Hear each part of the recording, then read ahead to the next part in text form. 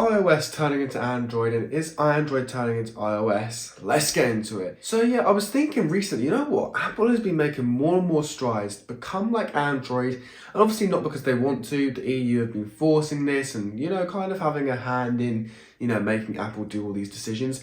Now, I personally think that we should all just, you know, let these companies choose some of their software and how they want it to be. But no, the EU wanted to get involved. They wanted to put in regulations. And yeah, I get it. Some things need regulations. But I think allowing emulators and everything to be on the App Store is kind of crazy, if I'm being honest. But it's not down to me. It's down to the European government. So I'm not going to stop them. But I do think that, you know, recently with the strides that Apple has been making, whether they're forced to or not, it has kind of backed them into a corner of making iOS kind of more and more like Android. I mean, this recent, you know, EU passing law that allowed, you know, people in the EU to have external app stores is kind of insane. I never would have thought Apple would have actually let it happen. Now, obviously, it's, you know, still limited into what you can do. Like, Apple still managed to restrict it in some random way. I don't know how they managed to do it, but they did manage to get it past the EU. And yeah, they are allowed to restrict what people can, you know, have third-party app stores about. I think it's fantastic that we are getting more customization features and, you know, things are happening quicker and Apple are making strides to make customization a priority.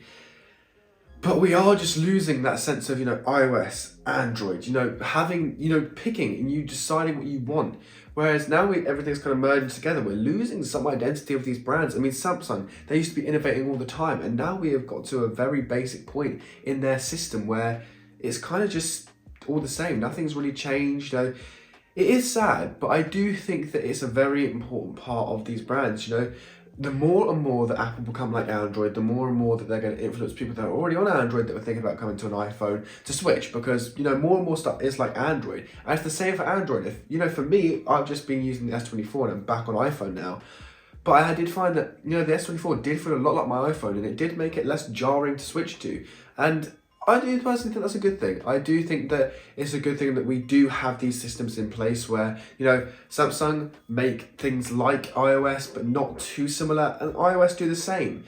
Now, do I wish that we had completely unique operating systems and, you know, from one phone to the next, it's completely different? Yes, I do, but I do understand why they're doing this, and it does make sense. But branch out to some of the Chinese brands and some of the other brands in America, it is more and more different. I mean, if you look at Google, they're sort of like iOS in some of the way they do things. They keep it simple. They make it, you know, easy to understand. Whereas Samsung, you know, they do have a lot of bloatware and different things that are on the phone pre-installed. But other than that, the general look looks very, very simple. And I think a lot of these brands are just trying to keep it simplistic so people can understand. So people do switch to Android. It's not so jarring from iOS. Now, I do think iOS overall is a very simple ecosystem to switch to. You know, it is literally basic icons. You can't really move much. Your wallpaper is kind of up to you. Your lock screen's up to you. You know, your phone background's up to you. It's kind of just letting the brand decide what they want to do for you. Now, with Android, that's completely different. That does mean that, you know, Android is kind of losing some of its spark, which I think is, you know,